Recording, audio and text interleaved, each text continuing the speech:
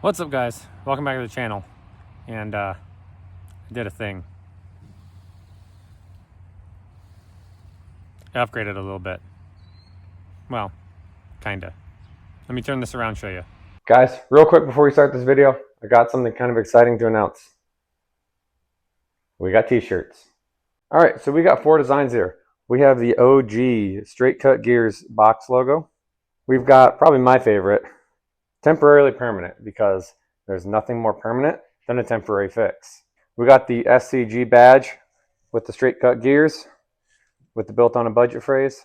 And last but not least, we got the turbo and gear straight cut gears performance build parts. And all of the shirts feature the SCG straight cut gears built on a budget logo on the left front pocket area. So guys, if you want to pick up one of those shirts, there's a link in the description below to my fourth wall shop. Hop on there, pick out some shirts. You'll be supporting the channel and you'll be getting some straight cut gears merch. So guys, into the video. All right, so guys, I decided to upgrade from the Fox a little further. Bought a 2015 Mustang GT Premium. Not a bad looking car. I love the orange. There's just one slight problem with it. Yeah. She got crunched pretty good. We've already removed the fender because it was super jagged and trying to kill people. Fenders off of it. So, yeah, as you can see, took a pretty good hit. It broke the lower control arm and like this, whatever this rod is. It broke that loose, bent the strut, had the wheel shoved back into the wheel well. Somewhere around here is the front wheel. Let me find it here in a minute. But got the door, which it shoved it back over top of the quarter panel. Got the quarter panel, rear bumper. It also broke the rear control arm, upper control arm on the rear axle too. So she got hit pretty good. It is a salvage title out of Georgia. Let me open it up here. Oh yeah, she's a 6-speed. So I am not going to be fixing it. It's fixable, but it's probably not worth fixing. Let me get this hood open. All right, so obviously we got a 5.0 back with a 6-speed. Got a little air raid, cold air intake. I didn't notice earlier in my pictures, it's got a little JLT catch can on it. So that's kind of cool. But let me show you one of the reasons why this thing is not getting fixed. Gotta hook the battery back up.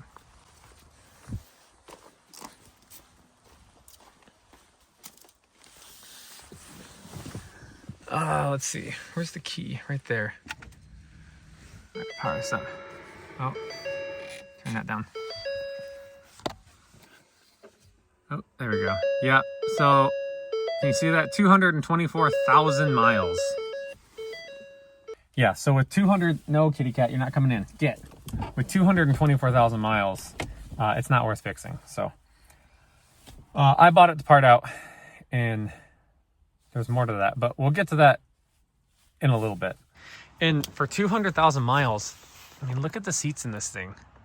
The only wear that I've noticed is a little bit on the center console. This thing was really well taken care of. I actually looked up the Carfax on it. It was a one owner out of Georgia, so it didn't see salt. And I think this person took pretty good care of it until it got creamed. So we got the Sync 2 radio in it. So yeah, gonna start parting this thing out, make a little extra dough. But let me fire this thing up. This is my first time sitting in the driver's seat. Let me fire this thing up. Clutch in.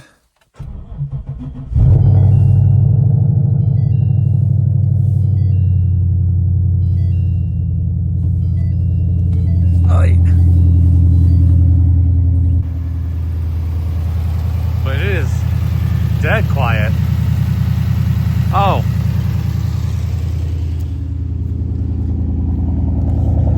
It also has a MagnaFlow, I think, catback exhaust on it. I gotta look. The car's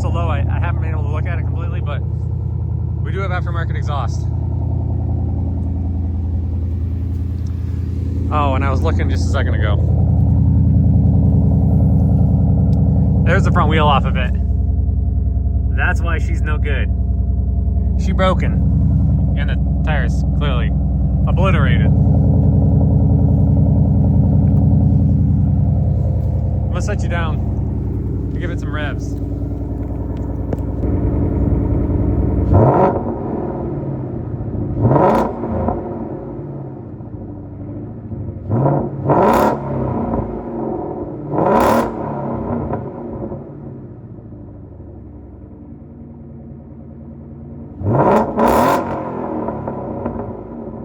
All right, so like I said, I'm gonna part this thing out, and there's more to that story that I'll get to in a minute because I did a thing. But first, I'm gonna take it over to my brother's shop where I worked on the Foxbody, just because he's got a lift and better selection of tools, whatever. So I'm gonna take it over there. But first thing I need to do before I load it on the trailer is I need to get this front bumper off of here, because this lower valence I actually think survived the accident. So getting it on the trailer, I don't want to wipe that out. So I'm going to pull this front bumper off. It's dragging anyways. So get that pulled off and then try and get this thing on the trailer. It doesn't drive great too. The rack, the steering rack is also broke free. So yeah, because we got broken steering rack. We still got a broken controller in the back. It's a little bit funky to drive. I think it has a cut brake line too, my dad said. So yeah. All right. Let me get the ripping this bumper off here. All right, got her all loaded on the trailer. Heading out to my brother's shop now. All right, so got the Mustang in the shop here. Gonna start tearing into this thing. All right, this is actually gonna be my first my first look under the car. Oh, that light's right in my face.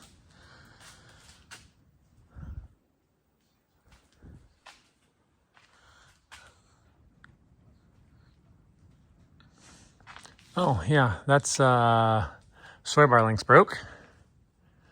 We threw a lower control arm on it just to get it back forward, and then it actually snapped the stud off of this link here, and so just temporarily jammed it through, stuck a washer on the bottom of it and welded it just to hold the wheel in place so we can move the thing around, because like I said, it was jammed back into there. All right, so there's our exhaust. So I think it's mid-pipe back. It's not cat back. So it still retains stock cats, manifolds, and then down pipes to right at the trans. And then we switch to, I believe this is all the MagnaFlow system. But that's pretty cool. Notice, it looks like you got some melted plastic on the exhaust there. Here we got an iron housing. What gear? 355. 355 rear gear. All right, looks like stock springs. Got a little bit of damage from the loaders at Copart. Oh, and then let's see, where's it at? Yep, let me get on this side. Oh yeah, the knuckles broke. Wow. Yeah, so it snapped the rear knuckle. That's crazy. Okay. Keep that in mind. I don't really see much else going on under here. Drive shaft looks good. What do we got going on? Okay, our heat shield's all kind of sitting on the drive shaft. That's kind of odd. Yeah, all the heat shields kind of ripped loose for some reason. And hanging, sagging, but whatever. Oh, and I think my brother was looking underneath this, and I think they said the motor mount. Oh, yeah. Yep. Motor mount pedestal broke. That's crazy. How's this side? This one's fine. Oh, it's had a, looks like it's had a AC compressor replaced on it. But it looks really clean. It does not look like a 200,000 mile engine, if I'm being honest. I mean, that thing's, I don't know. I'm gonna have to look into that and see. Because also there's signs of the motor mount pedestal bolts. Let me see if I can get you up in here. don't know if you can tell on that bolt there on the motor mount pedestal, it's got tool marks on it. So does that one. And then look at the corrosion on the block versus the corrosion on the pedestal. It's different. Oh, that actually might tell me right there. Let me snap a picture of that. Because I think that number should tell me if it's original block to the car. Yeah, there's a lot about this that I'm looking at it now. Oh, here's the rack. Shattered, destroyed the rack. Yeah. Okay, well. Yeah, even the timing cover looks differently corroded than the block. Like they put a long block or a short block in this at some point. All right, well, that's enough looking around. Let's start tearing this thing apart. All right, so I did some quick searching based on the number on the block there. And it looks like this is the original engine to the car, which it does not look like it. I mean, it is. It's the same VIN number as the car. So maybe it's rebuilt, maybe it's not. I mean, it runs great for 200,000 miles. So yeah, I've seen cars that have way less miles and the engines look way worse. Although this car was a Georgia car, so it probably rarely ever saw salt and snow. And judging by the way it's been taken care of, I think it was probably not driven in bad weather much, but clearly driven a lot to put that many miles on it. So, well, now I'm gonna get this thing torn apart.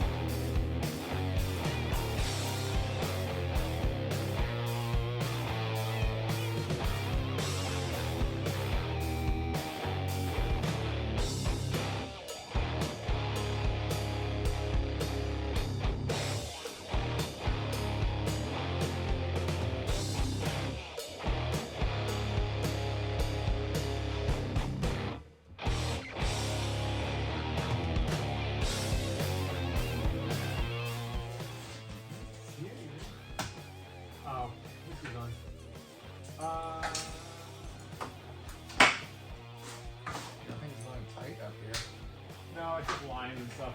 Click clacking off and stuff.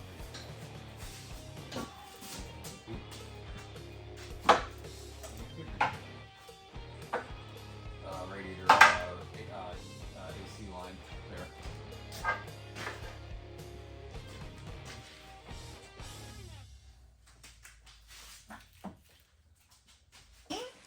All right, so we got the engine pulled off of the K-member here.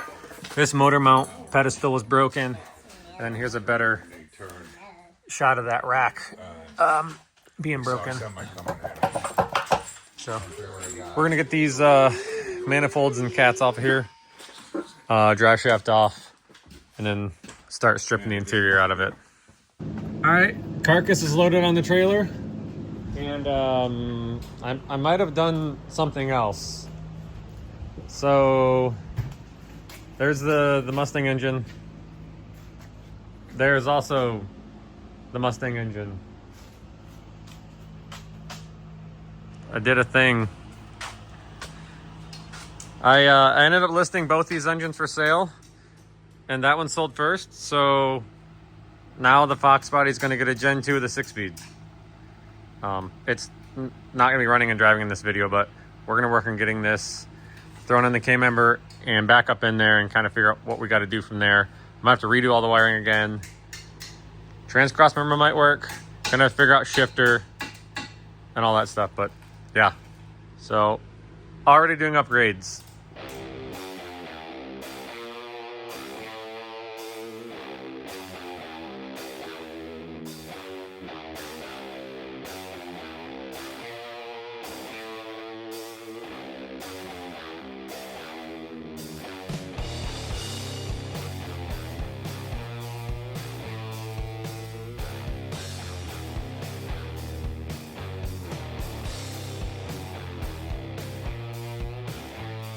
All right, so we got the engine up on the cart sketchily. I had to pull the shifter out because obviously not going to need it. We're hoping it fits in the trans tunnel, so we're going to try and stab this thing up in here. Not sure how well these actuators are going to fit back here because the other engine didn't have those, so we'll see. It's all new again.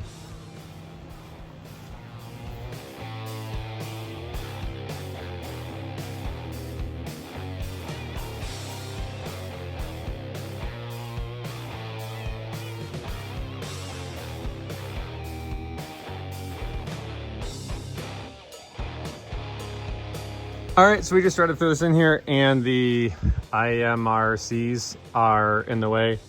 So we're gonna delete them and just lock them out. And then we also need to trim or make some clearance in the trans tunnel. So we're gonna knock that out real quick and then try it again.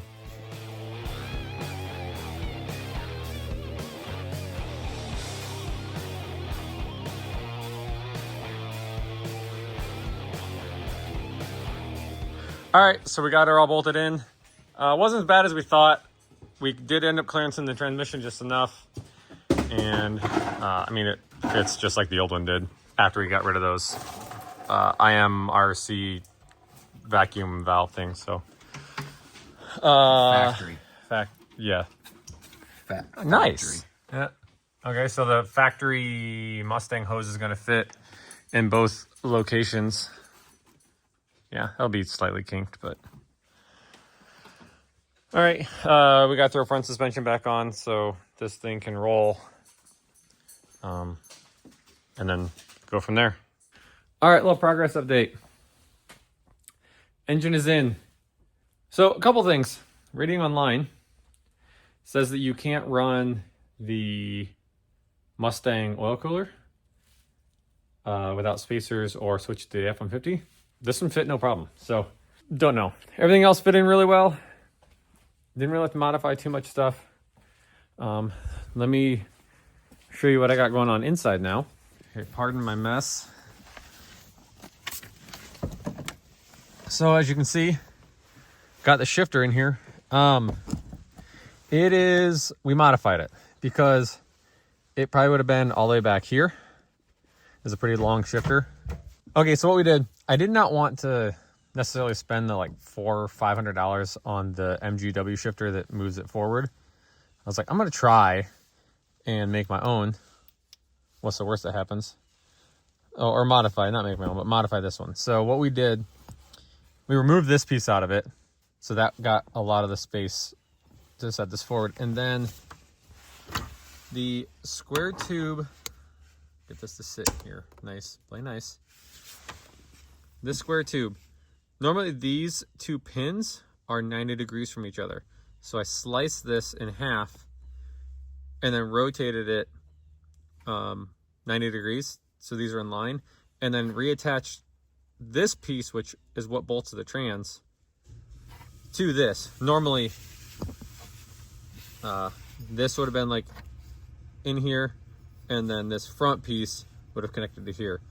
So by cutting this in half, rotating at 90, and deleting this, we were then able to get the shifter move forward.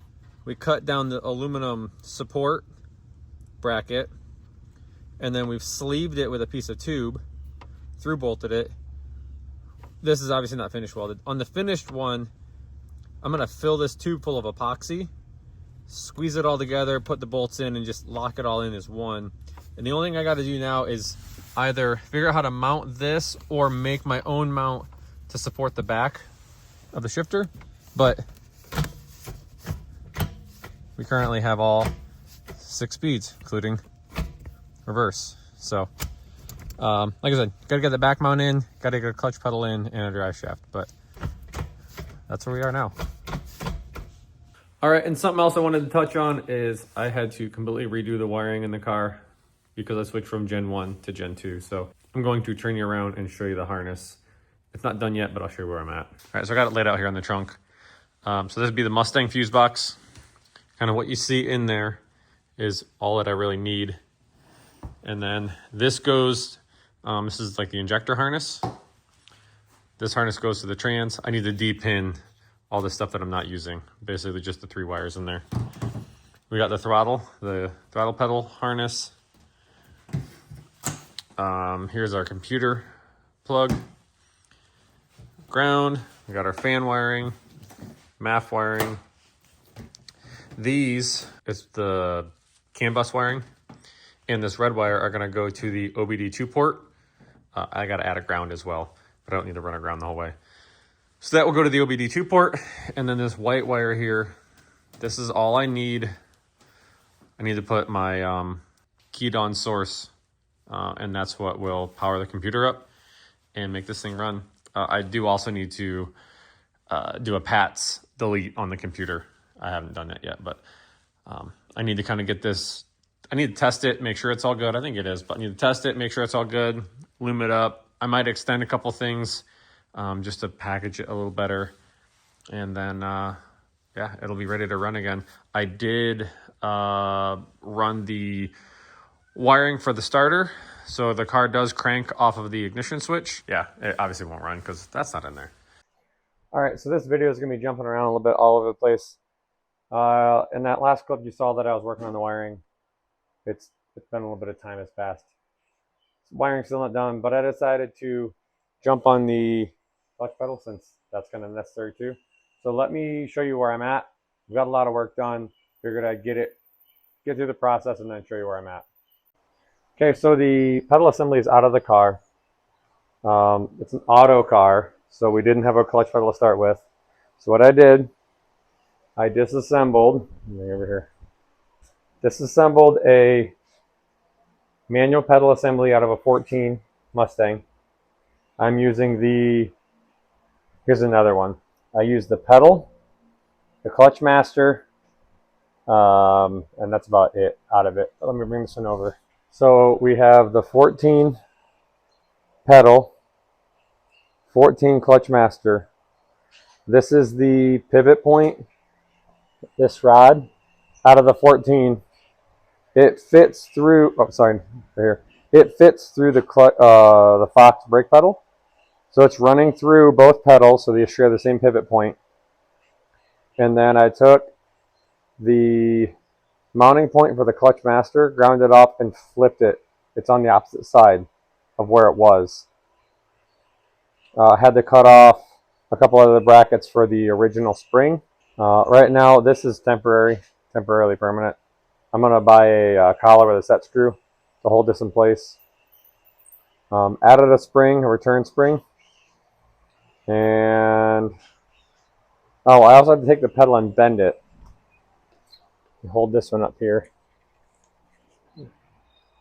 So if you look at the pedal on the left, how it goes in towards the center of the car, I had to bend this basically the opposite, bend it out to give me space between the brake pedal and the clutch pedal. So right now I'm working on, I need to drill a hole in the firewall for my line in for my clutch master or my clutch reservoir, and then my line out down to the slave cylinder. So I got to get those drilled in the firewall, try and throw this back in there.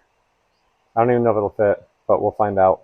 Oh, I also added a pedal stop right here so that when the pedal comes all the way down, it hits here and doesn't hurt the clutch master. And I based all my geometry off of the 2014 pedal. So I'm going to try and get these holes drilled and get it thrown in the car. All right, guys. Man, I've been fighting with this for a while. Pardon my voice. I'm losing it. Well, I've lost it like all week, but whatever. I've been fighting with this for a while, trying to get this hole in here, fighting this pedal assembly back in here. I got it back in. So let me turn you around and show you what we got done. All right, so pedals are in.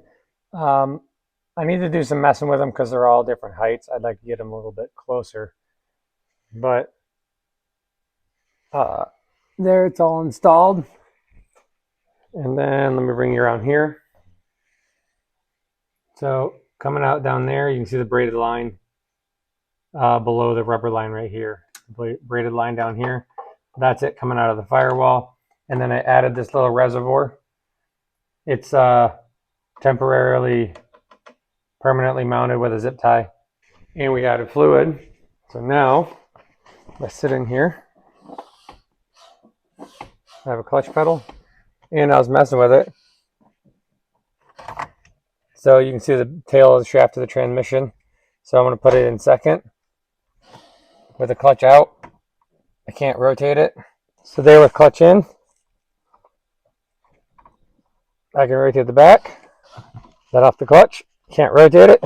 Push the clutch. I can rotate it. So we got 3 pedals now. I still got to mess with there's something wrong with the brakes, which it's the wrong master. But even after bleeding them, it's terrible. So yeah.